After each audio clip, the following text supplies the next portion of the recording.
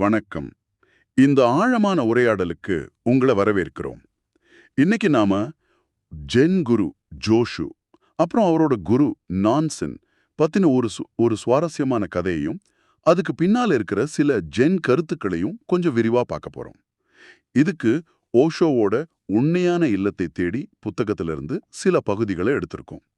ஜோஷுவோட முதல் ஞான அனுபவம் அது எப்படி இருந்துச்சு, அப்புறம் எதுக்கு அந்த சமையலறையில தீ மூட்டி கத்துனாரு, அப்புறம் இந்த சரியான வார்த்தைன்னு சொல்றாங்களே அதுக்கு என்ன அர்த்தம், இந்த மாதிரி கேள்விகளுக்கெல்லாம் விட தேடலாம். ஞானம்னா என்ன, அந்தந்த சூழ்நிலைக்கு ஏத்த மாதிரி டக்குன்னு எப்படி சரியா செயல்படுறது, அப்புறம் சின்ன சின்ன கதைகளுக்குள்ள எவ்வளோ ஆழமான விஷயங்கள் இருக்குங்கிறத புரிஞ்சுக்கிறது தான் நம்ம நோக்கம். முதல்ல அந்த அந்த பரபரப்பான சம்பவத்துல இருந்து ஆரம்பிக்கலாம். ஜோஷு சமையலறையில தீ மூட்டி தீ தீ என்னை காப்பாத்துங்கன்னு கத்துனாரே, ஏன் அப்படி? வாங்க அத பத்தி பேசலாம். ஜோஷு ரொம்ப சின்ன வயசுலயே துறவி ஆகிட்டாருன்னு சொல்றாங்க. 17 வயசுல முதல் சட்டோரி கிடைச்சிருக்கு. அதாவது ஞானத்தோட ஒரு சின்ன கீத்து மாதிரி. ஆனா அந்த அனுபவத்துக்கு அப்புறம் அவர் சொன்னதுதான் ரொம்ப ஆச்சரியமா இருக்கு. திடீர்னு நான் அழிஞ்சு போனேன், வீடற்றவனானேன். இதுக்கு என்ன அர்த்தம் இருக்கும்? உம், இது உண்மையிலே ஒரு ஆழமான வார்த்தை. அதோட அர்த்தம் என்னன்னா, அதாவது அது வரைக்கும் அவர் தனக்குன்னு உருவாக்கிக்கிட்ட அடையாளங்கள் இருக்கு இல்லையா? அவரோட ஆளுமை, அவரோட சிந்தனை, உணர்ச்சிகள், நம்பிக்கைகள், இது எதுவுமே உண்மையான நான் இல்ல அப்படிங்கறத அந்த நொடியில உணர்றாரு. சமூகம், பழக்கவழக்கங்கள், அவரோட ஆசைகள் இதெல்லாம் வச்சு அவர் ஒரு கூடு கட்டியிருப்பார் இல்லையா? ஒரு பாதுகாப்புக்காக. அந்த வீடு, அதாவது அவரோட பழைய சுயம், அந்த ஞான வெளிச்சத்துல அப்படியே உடைஞ்சு போயிடுச்சு. அதனால தான் அவர் தனியா நிக்கிற மாதிரி, எந்த பிடிப்பும் இல்லாம ஒரு வெற்றிடத்துல இருக்கிற மாதிரி உணர்ந்திருக்கிறாரு. நான்னு நினைச்சது போயிட்டதால வீடற்றவன் ஆகிட்டாரு. ஓ, அப்ப அது ஒரு மாதிரி இழப்பு மாதிரி உணர்வா? இல்ல ஓஷோ சொல்ற மாதிரி இது அனுபவத்தோட ஒரு பாதிதானா? பழையது போயிடுச்சுன்னு தெரியுது, ஆனா புதுசா என்ன கிடைச்சதுன்னு சொல்ல முடியல, அப்படிதானே? ஆமா, சரியா சொன்னீங்க. இழப்புன்னு சொல்றத விட தேவையில்லாத பாரம் இறங்குன மாதிரி. அந்த பழைய போலியான நான் இல்லாம போனத உணர முடியுது. ஏன்னா அது நமக்கு நல்லா பழகி போன ஒண்ணு. ஆனா அந்த போலி மறைஞ்சதும் கிடைக்கிற அந்த நிஜமான இருப்பு, அந்த அமைதி, அத வார்த்தையால விவரிக்கவே முடியாது. அதனால தான் ஜென்ல அனுபவத்துக்கு அவ்ளோ முக்கியத்துவம் தராங்க. இது புத்தகம் படிக்கிற விஷயம் இல்ல. உங்களுக்குள்ள என்ன நடக்குதுன்னு நேரடியா உணர்றது, உள்ள பாக்குது. இத விட சுலபமா என்ன இருக்க முடியும்? ஆனா அதோட சாரத்தை மொழியில அடக்க முடியாது. சரி சரி, இப்போ அந்த தீ சம்பவத்துக்கு வருவோம். ஜோஷு நான்சனோட மடாலயத்துல சமையல் வேலை பார்க்கறாரு. ஒரு நாள் திடீர்னு கிச்சன் கதவை பூட்டிக்கிட்டு உள்ள விறகெல்லாம் போட்டு ஒரே புகையா ஆக்கிடுறாரு. அப்புறம் தீ தீ என்ன காப்பாத்துங்கன்னு பயங்கரமா கத்துறாரு. மத்த துறவிகள்லாம் பதறி ஓடி வராங்க. ஆமா, எல்லாரும் வந்துட்டாங்க. ஆனா ஜோஷு கதவ திறக்கல. என்ன சொல்றாருன்னா, யாராவது சரியான வார்த்தைய சொன்னாதான் கதவ துறப்பேன் அப்படின்னு ஒரு கண்டிஷன் போடுறாரு. இது சும்மா விளையாட்டு இல்ல. ஓஷோ சொல்ற மாதிரி இது ஒரு பயங்கரமான குறியீடு. நாம எல்லாருமே மனசுக்குள்ள ஏதோ ஒரு நெருப்புல தான் வாழுறோம். பொறாம, கோவம், பேராசை, பயம். இந்த மாதிரி உணர்ச்சிகள் நம்ம உள்ளுக்குள்ள எரிச்சுக்கிட்டே இருக்கு. வெளியே தெரியாது, ஆனா உள்ளுக்குள்ள தவிக்கிறோம். அந்த தீ தீ காப்பாத்துங்க அப்படிங்கிறது உண்மையில ஒவ்வொரு மனுஷனோட ஆழ் மனசோட குரல். குறிப்பா ஆன்மீகமா தேடுறவங்களோட குரல். ஆனா அங்க கூடின மத்த துறவிகளால அந்த சரியான வார்த்தைய சொல்ல முடியலையே. ஒருவேளை அவங்க ஏதோ தத்துவமா மந்திரமா சொல்ல முயற்சி பண்ணாங்களோ என்னவோ. அப்போ குரு நான்சென் வராரு. அவர் எதுவும் பேசல. ரொம்ப அமைதியா ஜன்னல் வழியா கதவை திறக்கிற சாவிய மட்டும் உள்ள நீட்டுறாரு. அவ்வளவுதான். ஜோஷு உடனே கதவை திறந்துட்டாரு. ஒரு வார்த்தை கூட பேசல. ஆனா இது எப்படி சரியான வார்த்தையாச்சு? இதுதான் கொஞ்சம் குழப்பமா இருக்கு. இதுதான் இதுதான் ஜென்னோட அழகு. இங்க சரியான வார்த்தைங்கிறது வெறும் சொற்கள் சம்பந்தப்பட்டதில்ல. அது அந்த நிலைமைக்கு என்ன தேவையோ அத உணர்ந்து டக்குன்னு ரொம்ப இயல்பா புத்திசாலித்தனமா செய்யற ஒரு செயல், ஒரு பதில் வினை. ஜோஷு உள்ள புயல்ல இருக்காரு, கதவு பூட்டி இருக்கு, அவருக்கு வெளியே வரணும். அந்த நேரத்துல உடனடி தேவை என்ன? சாவி. கதவை துறக்க சாவி வேணும். ஆமா, நான்சன் அந்த யதார்த்தத்தை பாக்குறாரு. தத்துவம்லாம் பேசல. அவர் செஞ்சது பழைய ஞாபகத்திலிருந்து வர்ற ஒரு எதிர்வினை கிடையாது. கோவப்படுறதோ அறிவுரை சொல்றதோ எதிர்வினையா இருந்திருக்கும். ஆனா நான்சென்ஸ் செஞ்சது ஒரு பதில் வினை. அதாவது அந்த சூழலை முழுசா புரிஞ்சுக்கிட்டு அதுக்கு பொறுப்பேத்து, responsibility, the ability to respond, செயல்படுறது.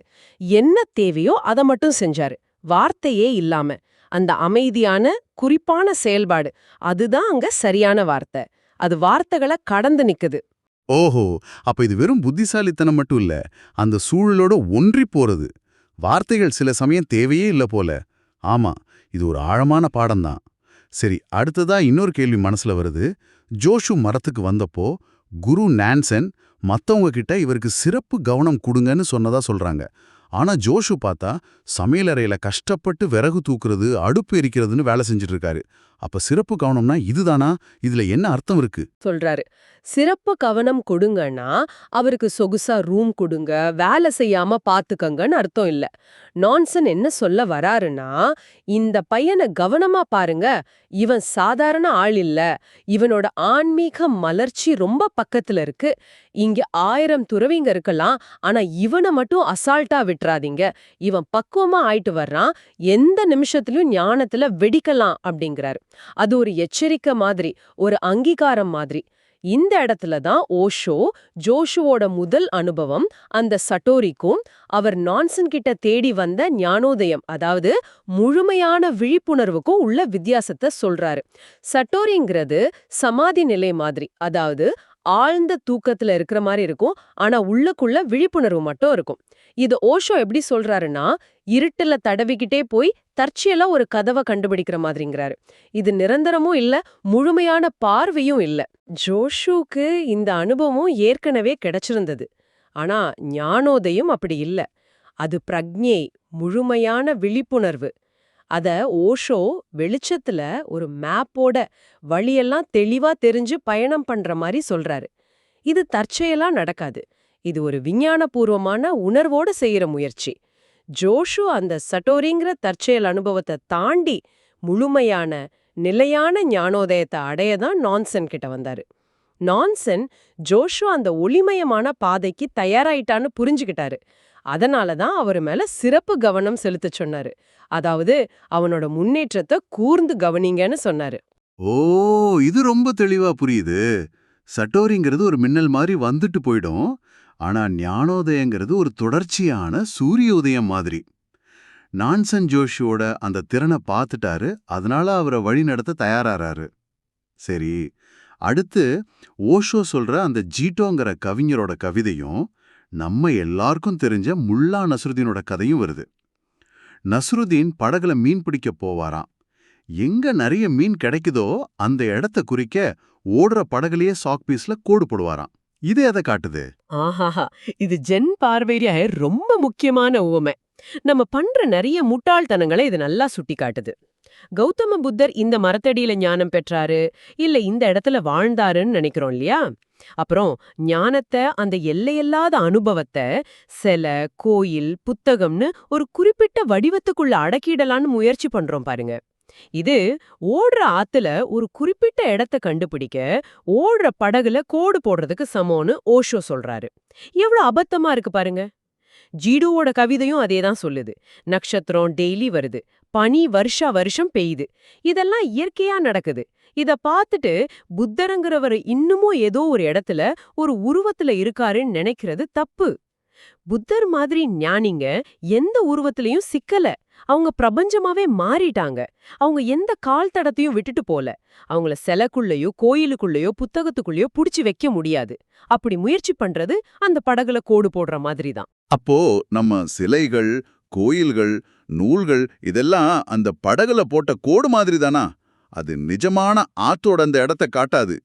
ஞானம்ங்கிறது ஒரு உயிருள்ள அனுபவம். அத இந்த மாதிரி செத்துப்போன நிலையான அடையாளங்களை வச்சு பிடிக்க முடியாது. இது ரொம்ப யோசிக்க வைக்குது. ஆமா, மிகச் சரியா புரிஞ்சுக்கிட்டீங்க.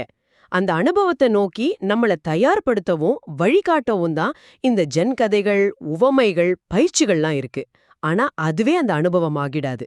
அந்த கோடு ஆத்துல அந்த இடத்த குறிக்குதே தவிர அதுவே அந்த இடம் இல்ல, இல்லையா? அது மாதிரிதான்.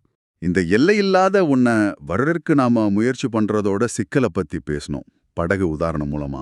ஆனா ஓஷோவோட பார்வையில இந்த அகங்காரத்தோட தடைகள் வெளியில இருக்க அடையாளங்கள்ல மட்டும் இல்ல, மனுஷ உறவுகள்ல கூட இருக்கு. ஏன் ஆன்மீக சமூகத்துக்குள்ள கூட ரொம்ப சவாலா இருக்குன்னு சொல்றாரு. அவரு தன்னோட ஆசிரம அனுபவங்களை பத்தி பேசுறாரு. குறிப்பா அங்கிருந்த பொறாமை உணர்வுகள், நிர்வாக சிக்கல்கள் பத்தி எல்லாம் சொல்றாரு. இது எப்படி இந்த ஜோஷுவோட கதையோட பொருந்துது? ம் இது ஒரு முக்கியமான இணைப்பு. ஆன்மீக வழியில போறவங்க கூட சாதாரண மனுஷ பலவீனங்கள்ல இருந்து முழுசா விடுபட்டவங்க இல்ல அப்படிங்கறத இது காட்டுது. ஓஷோ தன்னோட சமூகத்தை ஒரு உண்மையான சமத்துவ பரிசோதனைன்னு சொல்றாரு. அங்க யாரும் பெருசு சின்னதில்ல, யாரும் யாரையும் ஆள நினைக்க கூடாது. ஆனா அப்படிப்பட்ட ஒரு சூழல்ல கூட பொறாமை, அதிகாரம் செய்யணும்னு நினைக்கிற ஆசை, இந்த மாதிரி அகங்காரத்தோட வெளிப்பாடுகள் எப்படி பிரச்சனைகளை உண்டாக்குதுன்னு அவர் சொல்றாரு. இது சர்வாதிகாரத்தால தோத்துப்போன அரசியல் கம்யூனிசம் மாதிரி இல்லாம, இங்க தனி மனுஷனோட விழிப்புணர்வும் பொறுப்புணர்வும் தான் முக்கியம்னு சொல்றாரு. ஜோஷு மாதிரி ஆட்கள் கடந்து போக வேண்டிய தடைகள் வெளியில மட்டும் இல்ல, உள்ளுக்குள்ளேயும் இருக்கு. இந்த மனுஷ பலவீனங்களை தாண்டி போறதுதான் உண்மையான ஆன்மீக பயணம். ஓஷோவோட அனுபவங்கள் என்ன காட்டுதுன்னா, எவ்வளவு உயர்ந்த நோக்கத்தோட ஒரு சமூகம் இருந்தாலும் இந்த அகங்காரத்தை சமாளிக்கிறது ரொம்ப கஷ்டங்கிறத காட்டுது. ஜோஷ்வாவோட பயணம், நான்சனோட வழிகாட்டுதல் எல்லாமே இந்த அகங்காரத்தை கடந்து போறதுக்கான ஒரு போராட்டம் தான். அதனால படகுல கோடு போடுற மாதிரி இருக்கிற வெளிப்புற தடைகளை போலவே பொறாம மாதிரி அகத்தடைகளும் ஆன்மீக பயணத்துல முக்கியமான சவால்கள் தான். ஆஹா, இன்னைக்காம ஜோஷுவோட கதை வழியா சட்டோரி, அதாவது ஞானத்தோட முதல் பார்வை, அப்புறம் ஞானோதயம்ங்கிற முழுமையான விழிப்புணர்வு நிலைகளை பத்தியும், அந்த சரியான வார்த்தைங்கிறது வெறும் சொற்கள் இல்ல, சூழலுக்கு ஏத்த உடனடியான விழிப்புணர்வான செயல்பாடுங்கிறதையும் பார்த்தோம். எல்லையில்லாத ஒரு உண்மைய நம்ம வரையறைக்குள்ள படகுல கோடு போடுற மாதிரி அடக்க முயற்சி பண்றது எவ்வளவு அர்த்தமில்லாததுன்னோ அந்த நஸ்ருதீன் கதை மூலமா உணர்ந்தோம். அப்புறம் ஆன்மீக பாதையில போனா கூட மனுஷன் பலவீனங்களும் அகங்காரமும் எப்படி ஒரு சவாலா இருக்குன்னு பார்த்தோம். ஆமா, முக்கியமா நம்ம நினைவுல வச்சுக்க வேண்டியது என்னன்னா, ஜென்கிறது மூளைய போட்டு குழப்பிக்கிற தத்துவம் இல்ல, அது வாழ்க்கையோட ஒரு நேரடி அனுபவம். இந்த உலகத்தையும் உங்களையும் ஒரு புதுசா பாக்குற ஒரு முறை.